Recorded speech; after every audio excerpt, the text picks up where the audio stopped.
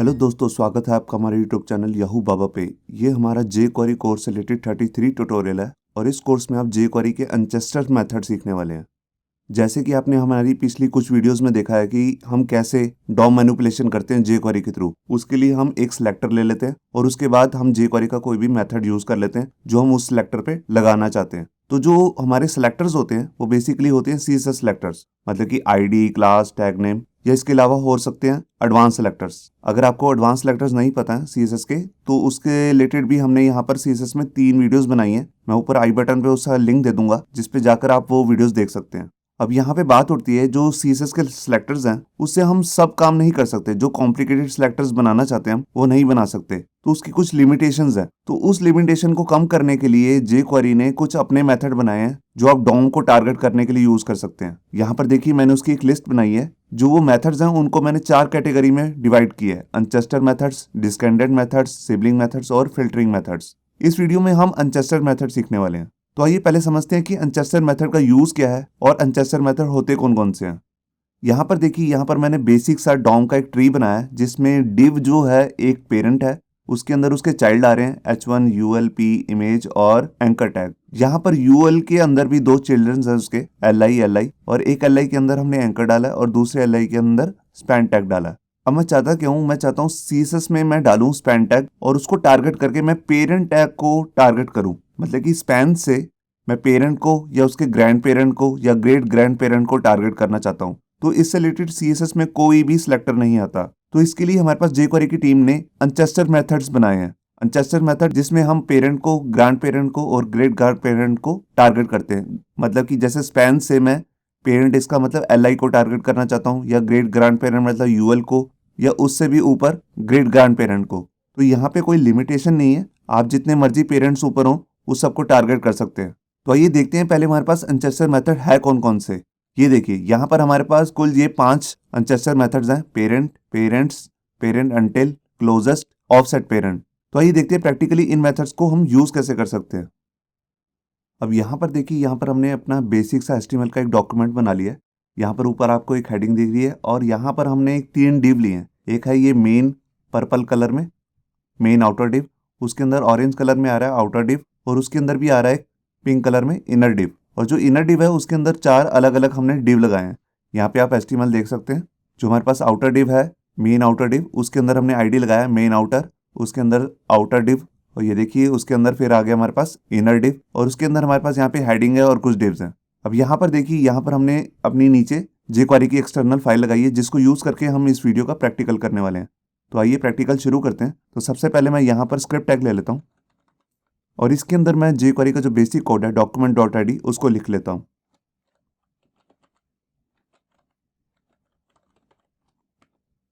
इसको लिखने के बाद अब मैं क्या करना चाहता हूँ, मैं चाहता हूँ जो हमारे पास यहाँ पे div C दिख रहा है आपको, इस पे मैंने ID लगाया चाइल्ड C। इसको टारगेट करके मैं इसके पेरेंट्स को टारगेट करना चाहता हूँ अपने अनचेस्टर मेथड्स के थ्रू। तो देखिए, सबसे पहले मैं C का जो है सिलेक्टर बना लेता हूँ। तो उस पर मैंने देखिए यहाँ पर जैसे ID लगाया हुआ है चाइल्ड C, तो उस पर मैं कॉपी कर लेता हूँ और यहाँ पर आकर उसका मैं सिलेक्टर बना लेता हूँ। ये देखिए मेरा सिलेक्टर बन गया। अब यहाँ पे सबसे पहले मैं जो मेथड यूज करूंगा उसका नाम है पेरेंट।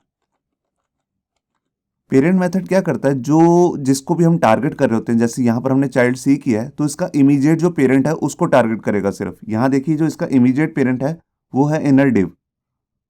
तो देखिए अब मैं इसको टारगेट करके करना क्या चाहता हूँ, मैं इस पर CSS लगाना चाहता हूँ। देखिए मैंने यहाँ पर लिखा CSS, जो हमारा CSS नाम का मेथड है, और इसके अंदर मैं प्रॉपर्टी दूंगा बैकग्राउंड, क्योंकि मैं बैकग्राउंड का कलर चेंज करना चाहता हूँ।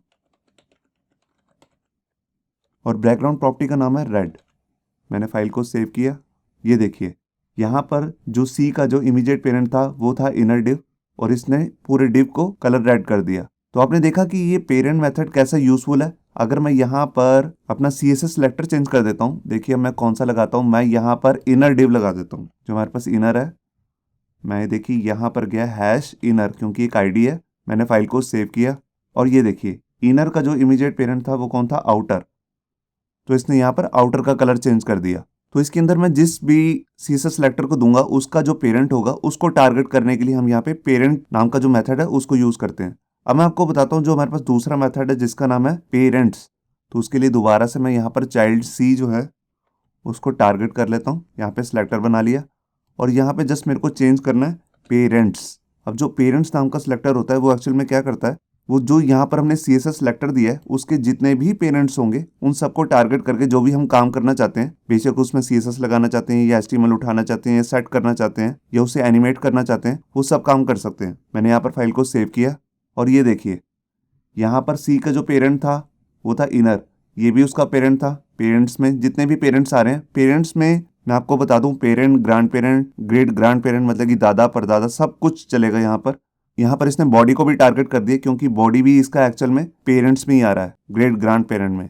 अगर मैं यहाँ पर जाकर CSS सिलेक्टर चेंज कर दूँ, मैं यहाँ पर कर देता हूँ इनर, जो हमारा इनर नाम का डिव है, ये देखिए यहाँ पर इसने इनर के जितने भी पेरेंट्स थे सबको टारगेट कर दिया, आउटर, मेन आउटर और बॉडी टैग। तो आपने देखा जो पेरेंट्स है वो जितने भी पेरेंट्स होते हैं उन सबको टारगेट कर देता है। पेरेंट्स नाम का जो मेथड है इसमें मैं एक चीज़ और भी बताना चाहता हूँ आपको कि यहाँ पर हम पर्टिकुलर किसी एक पेरेंट की बात भी कर सकते हैं। देखिए यहाँ पर जैसे इनर का जो पेरेंट है आउटर है, मेन आउटर है और बॉडी टैग है, तो मैं मान लीजिए जैसे आउटर नाम के डिव को या मेन आउटर नाम के डिव को टारगेट करना चाहता हूँ, तो उसके लिए मैं यहाँ पर पेरेंट्स के अंदर जाके पैरामीटर में सिलेक्टर दूंगा, CSS सिलेक्टर। तो देखिए यहाँ पर मैंने लिखा हैश मेन आउटर, मैंने फाइल को सेव किया। ये देखिए यहाँ पे इनर का जो भी मेन आउटर नाम का पेरेंट होगा उसको ये टारगेट करके जो भी हम काम करना चाहते हैं, जैसे यहाँ पे बैकग्राउंड कलर चेंज किया तो वो भी कर सकते हैं। अब यहाँ पे हम बात करते हैं अपने तीसरे मेथड की जिसका नाम है पेरेंट्स अनटिल। मैं उसको दिखाता हूँ आपको। यहाँ पर मैं दोबारा से सिलेक्टर जो है चाइल्ड C ले लेता हूँ और यहाँ पे मैं मेथड यूज करूंगा पेरेंट्स अनटिल। मैं यहाँ पर थोड़ी विंडो जो है वो बड़ी कर लेता हूँ। अब पेरेंट अनटिल्स कैसे काम करता है, यहाँ पर जो भी हमारा CSS का सिलेक्टर होता है उसके जितने भी पेरेंट्स बन रहे हैं उसमें से पर्टिकुलर एक पेरेंट से लेकर कहीं तक आपको एक लिमिट लगानी है। मान लीजिए जैसे यहाँ पर मैं चाहता हूँ C से लेकर मेन आउटर तक जितने भी उसके पेरेंट्स हैं C के, उन सबको टारगेट कर ले।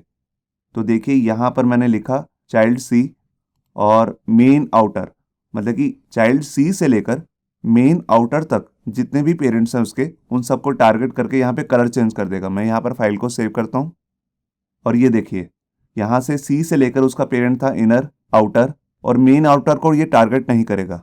अगर मैं यहाँ पर जाकर चाइल्ड पेरेंट्स की जगह यहाँ पर चेंज कर देता हूँ इनर, अब इसका क्या मतलब है, जो हमारे इनर डिव से लेकर मेन आउटर के बीच में जितने भी पेरेंट्स आ रहे हैं इनर के, उन सबको टारगेट कर लेगा। मैंने यहाँ पर फाइल को सेव किया और ये देखिए इनर का पेरेंट कौन था, आउटर, और उसके बाद था मेन आउटर। तो इन दोनों के बीच में, इनर और मेन आउटर के बीच में जो एक ही पेरेंट था आउटर, उसको इसने टारगेट कर लिया और यहाँ पर बैकग्राउंड कलर चेंज कर दिया।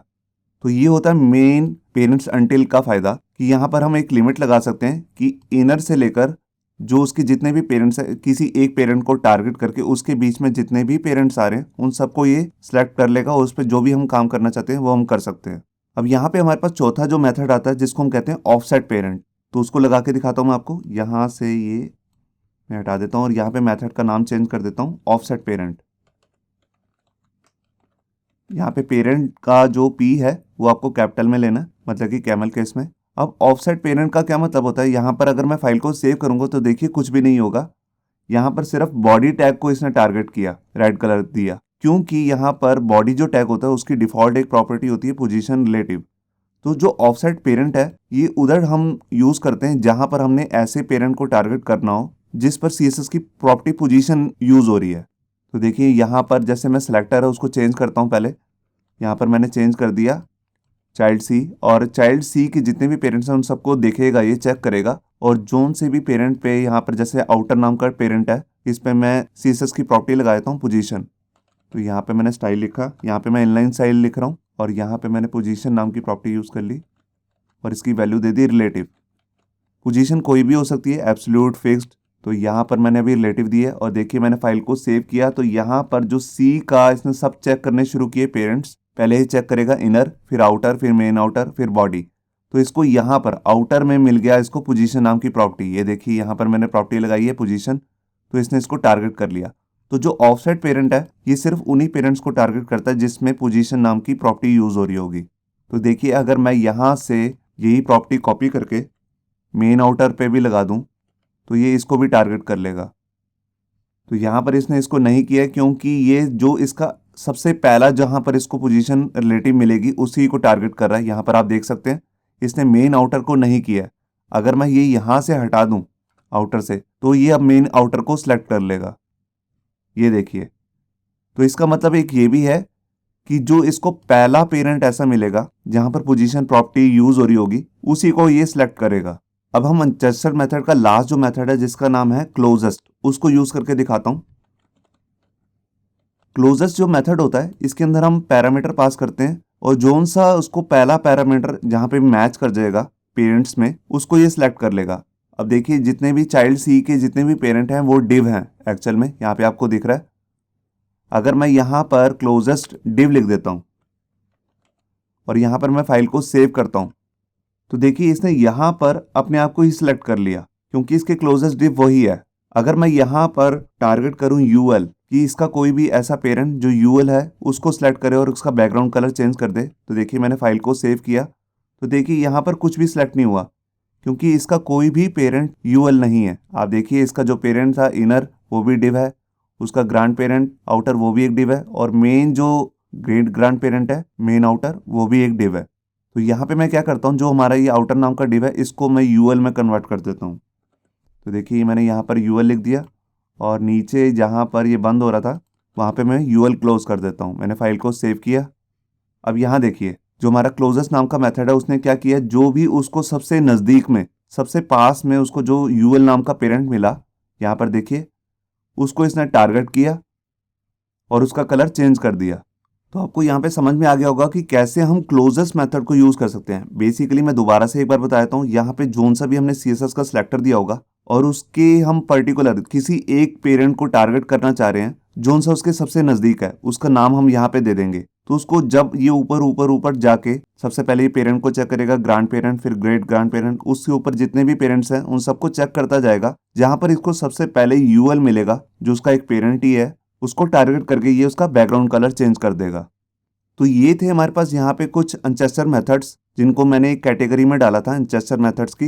इससे नेक्स्ट वीडियो में मैं आपको डिस्केंडेंट मेथड सिखाऊंगा जिसको टारगेट करके हम सिर्फ चिल्ड्रंस को टारगेट कर सकते हैं। तो वो वीडियो देखना मत भूलिए। होप सो आपको ये हमारा वीडियो ट्यूटोरियल अच्छा लगा होगा। अगर अच्छा लगा है तो वीडियो को प्लीज़ लाइक करना मत भूलिए। अगर आप ऐसे ही रेगुलर अपडेट्स चाहते हैं तो हमारे चैनल याहू बाबा को सब्सक्राइब करना मत भूलिए। Thank you.